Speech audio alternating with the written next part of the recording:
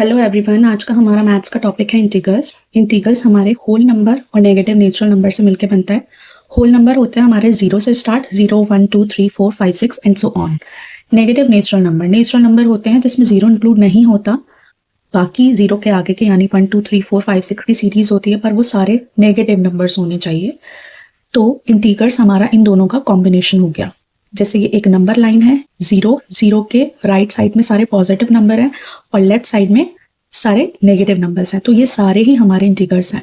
But integrals में decimal number यानी point figure कोई भी इंक्लूड नहीं होती। इसकी कुछ प्रॉपर्टीज हैं।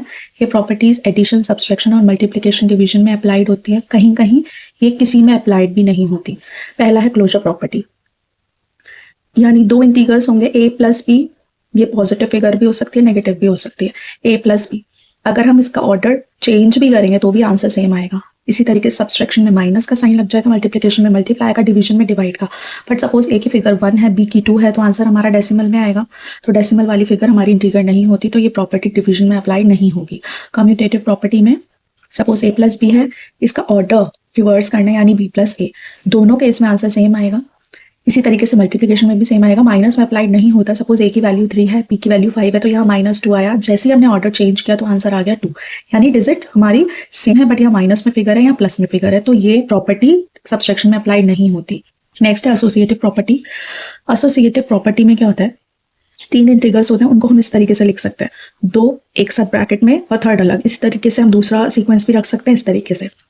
तो दोनों केस में जो भी वैल्यूज हम लगाएंगे आंसर हमारा सेम आएगा। मल्टीप्लिकेशन में भी सेम यही रहेगा, बट सब्सट्रैक्शन में चेंज हो जाएगा। जैसे ये तीनों फिगर्स दे रखी है हमें ए बी सी की, हम यहाँ पे अप्लाइड करेंगे तो पहले केस में आंसर 0 आता है, दूसरे केस में हमारा आंसर -6 आता है, तो सेम नहीं आ रहा।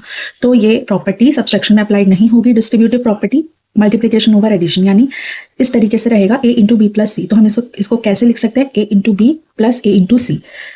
आइडेंटिटी प्रॉपर्टी, आइडेंटिटी प्रॉपर्टी यानी ये एडिशन और मल्टीप्लिकेशन में अप्लाइड होती है, यानी कोई भी इंटीगर होगा उसमें 0 ऐड करेंगे तो सेम वैल्यू आएगी।